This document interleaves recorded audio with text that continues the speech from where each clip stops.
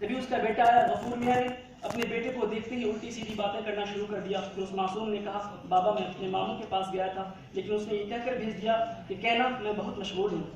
ये सुनकर तो उसके पैरों से जमीन खिसक गई। तभी एक उम्मीद की किरण देखी।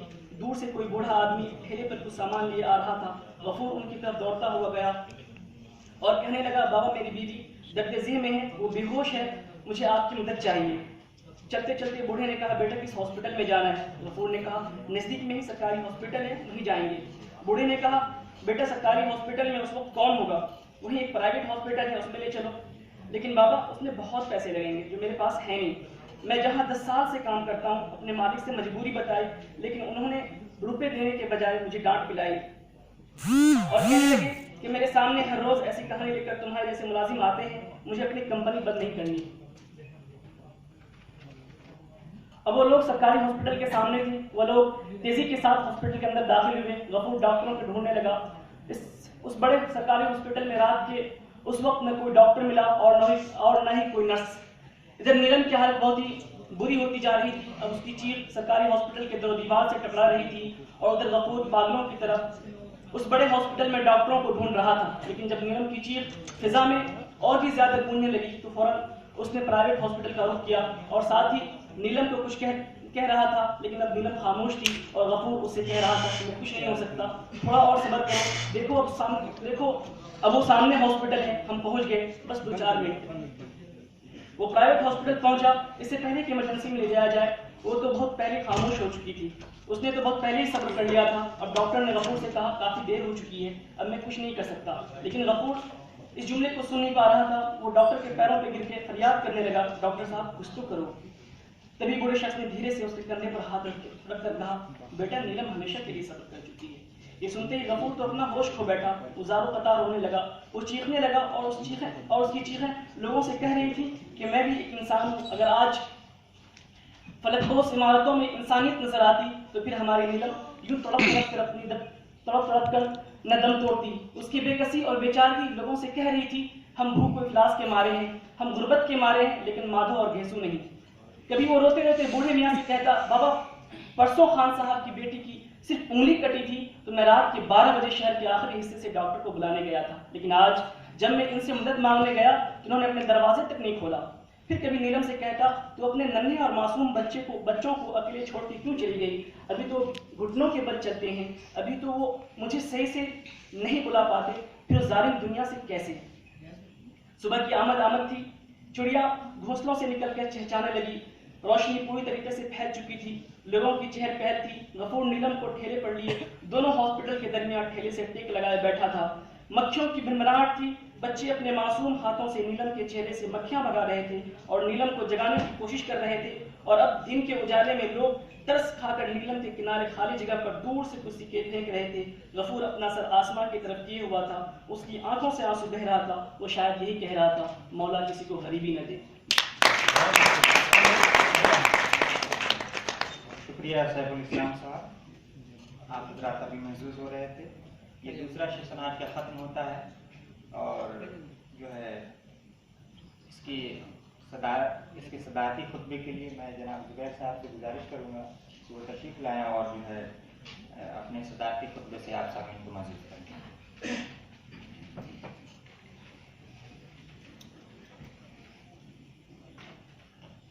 जैसा कि हम तमाम सुन रहे थे कि इस नशिस्त में 2 अफसाने और एक शाइया पढ़ा गया।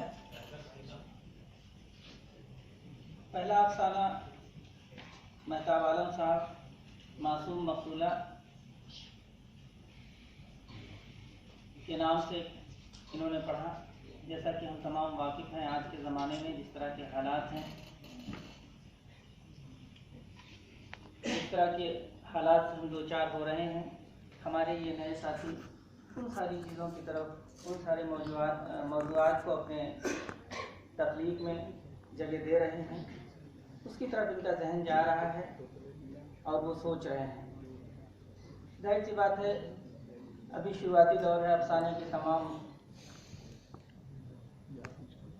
खुसूसियात को, तमाम उसकी नज़ाकतों से वाकिफ़ नहीं है, लेकिन मौज़ूआत की सतह पर जिस तरह से वो सोच रहे हैं, जिस तरह से उनका जहन आगे बढ़ रहा है इस तरफ, और अब तक कई अफसाने लिख चुके हैं, हम लोग सुनते रहे हैं।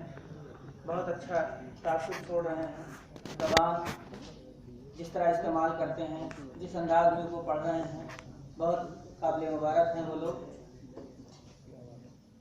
तो मेहताब साहब ने जो अफसाना पढ़ा है उसमें बहुत ही अच्छे अंदाज में पेश किया, और उस अफसाने में ये बहुत ही अहम मौजू जो है इन्होंने रखा कि किस तरह से हमारे साथ, हमारे समाज में, हमारे माशरे में किस तरह के हालात दरपेश आते हैं, और हम किस तरह से दो अलग अलग सूरतों में हम कैसे उसका जो है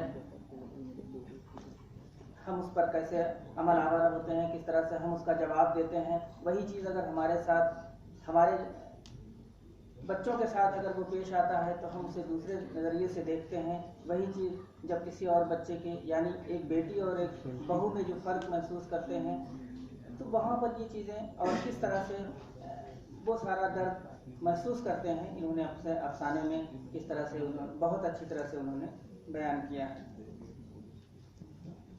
इसी सिलसिले में दूसरा अफसाना जो सैफुल इस्लाम का रहा है, इन्होंने भी अफसाने में वही मौजूद उठाए हैं। इन्होंने भी जिस तरह से अस्पताल है या दीगर मौजूद या गुर्बत है, जिस तरह की चीज़ें हमारे सामने, हमारे समाज, हमारे माशरे में आज भी हैं। जाहिर सी बात है, समाज कितना भी तरक्की कर जाए, ना अमीरी और गरीबी का ये सिलसिला चलता रहेगा। ये दौलत कभी इस रुख से उस रुख पर और उस रुख से इस रुख पर आती रहेगी। ये हमेशा एक जगह कायम नहीं रहती, बदलती रहती है। जाहिर सी बात है, इनका अपना सोचना है कि मौला किसी को गरीबी न दे। तो यानी ये इस तरह से महसूस कर रहे हैं कि हमारे समाज में, हमारे माशरे में किस तरह का माहौल होना चाहिए, हमारे समाज, हमारे माशरे में किस तरह के लोग होने चाहिए, उनके साथ किस तरह का बर्ताव या किस तरह की सहूलियात उनको फराहम होनी चाहिए। अगर हम इन सारी चीज़ों पे, जहाँ कि हम, जाहिर सी बात है उस सतह से हो सकता है कि हम दो चार ना हुए हों, लेकिन उसको महसूस कर रहे हैं, एक बड़ी चीज़ है। इन्होंने अपने अफसाने में ये चीज़ पेश की है, ये बहुत मुबारकबाद के मुस्तहिक़ है। तीसरी तकरीर जो थी इंशाइया जरा साहब, इससे पहले भी बहुत सारे इंशाइये इन्होंने पेश किए हैं। इनका मामला कुछ इस तरह का है कि ये बिल्कुल सामने के मौज़ूआत रखते हैं, लेकिन उसे इस तरह से पेश करते हैं कि लोग उसमें जो है लुत्फ़ महसूस करते हैं और उसे अपने बिल्कुल करीब करीब देखते हुए महसूस करते हैं। जैसे इससे पहले इनका एक इंशाइया था इंचाइया के नाम से।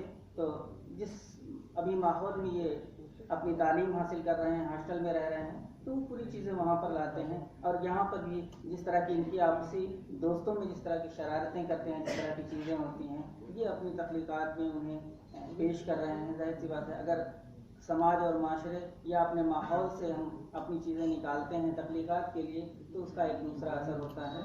और इस तरह से ये तीनों लोगों ने जिस तरह से अपनी तख्लीक़ात पेश की है और अच्छी तरह से पेश की है, मुझे लगता है कि आज़ाद डिस्कोर्स फोरम के तहत जो ये काम अंजाम दिया जा रहा है, बहुत बहुत इन तीनों को मुबारकबाद। और उस टीम को जो अब तक ये काम अंजाम दे रही थी, आने वाली टीम भी इंशाअल्लाह उस काम को अच्छी तरह अंजाम देगी इंशाअल्लाह। इसी दुआओं के साथ, इसी उम्मीद के साथ आप सबसे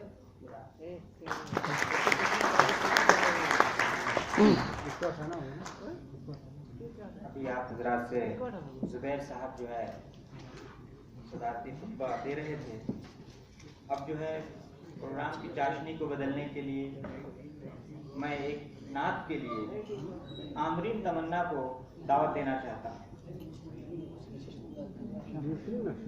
अब तीसरी नशिस्त के लिए जनाब मैं रियाज साहब से गुजारिश करूँगा कि वो इसको संभालें।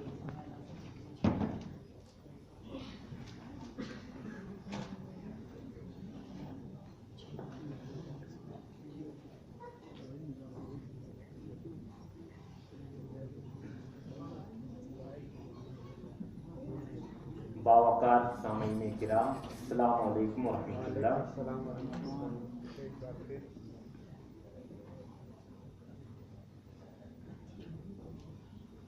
अब यहाँ से तीसरे सेशन का आगाज हो रहा है। सबसे पहले मैं शगुफ्ता जमाल अंसारी से गुजारिश करूंगा कि वो कुर्सी सदारत पर तशरीफ लाएं। उसके बाद हमारी लिस्ट में एक बड़े शायर अर्शुद्दीन रहबर, उनसे मैं गुजारिश करूंगा कि वो भी अपनी नशिस्त पर आकर जगह लें। अरशद मरकजी